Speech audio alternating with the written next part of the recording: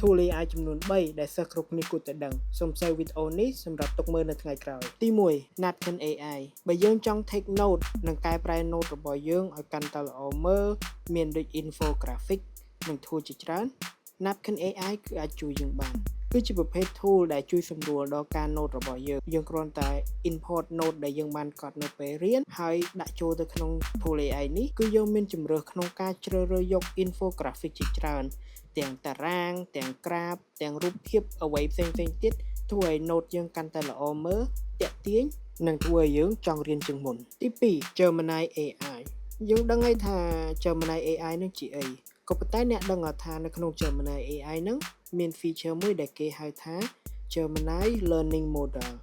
ដែលជា feature សម្រាប់ឲ្យយើងសាកសួរទៅលើចម្ងល់និងការយល់ដឹងពីមេរៀនជាច្រើនទៅលើ topic ជាច្រើនទាំង IR ទាំងវិទ្យាសាស្ត្រទាំងសង្គមទាំង communication ទាំង IT គឺជា model AI មួយដែលដើរតួនាទីដូចជាគ្រូយើងចឹងយើងអាចសួរយើងអាចបង្កើតជាការប្រឡង quiz ដើម្បីតេស្តនៅចំណេះដឹងរបស់យើងហើយប្រៀបបានដូចជាយើងនឹងមានគ្រូនៅចាំជួយយើង24ម៉ោងចឹងទី3 Notebook LM tool នេះគឺមានសមត្ថភាពអាចជួយយើងសង្ខេបមេរៀនច្រើនបានឧទាហរណ៍ដូចពេលដែលអ្នកទាំងអស់គ្នាចិត្តប្រឡងអ្នកទាំងអស់គ្នាមាន PDF ឬក៏ file សភៅពុម្ពដែលអ្នកទាំងអស់គ្នាចង់រៀនចង់ឲ្យមានការសង្ខេបពី AI គឺអ្នកទាំងអស់គ្នាអាចយក file ទាំងអស់នោះ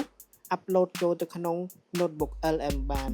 ហើយយើងអាច generate នៅសំណួរពាក់ព័ន្ធជាមួយនឹងសភៅពុម្ពយើងពាក់ព័ន្ធជាមួយនឹងមេរៀនយើងពាក់ព័ន្ធជាមួយនឹង file ដែលយើងផ្ដល់ឲ្យហើយក្នុងនោះគឺមាន feature ជាច្រើនទៀតដូចជាការបង្កើត quiz ការបង្កើត pop up card ការបង្កើតនៅ audio file deep dives where we take complex source material distill it down to its most valuable insights and deliver the shortcut you need to be well informed ការបង្កើតនៅ video All right, let's dive in. Today, we are going to totally demystify something that can stop even the most brilliant ideas dead in their tracks, grant writing. និងសមត្ថភាពផ្សេងជាច្រើនទៀតដែលធ្វើឲ្យយើងនឹងងាយស្រួលក្នុងការរៀននិងរំលឹកមេរៀនឡើងវិញបានល្អនិងលឿនជាងមុនថែមទៀត Tool ទាំង3នេះគឺអាចជួយដល់ការសិក្សារបស់យើងបានច្រើនប្រសិនបើអ្នកទាំងអស់គ្នាមាន tool ណាល្អសម្រាប់ចែករំលែកដល់សិស្សយើងដទៃទៀតសូមអញ្ជើញ drop នៅក្នុង comment ទាំងអស់គ្នាដើម្បីយើងចែករំលែកនៃការប្រើប្រាស់ AI ឲ្យកាន់តែទូលំទូលាយជាងមុន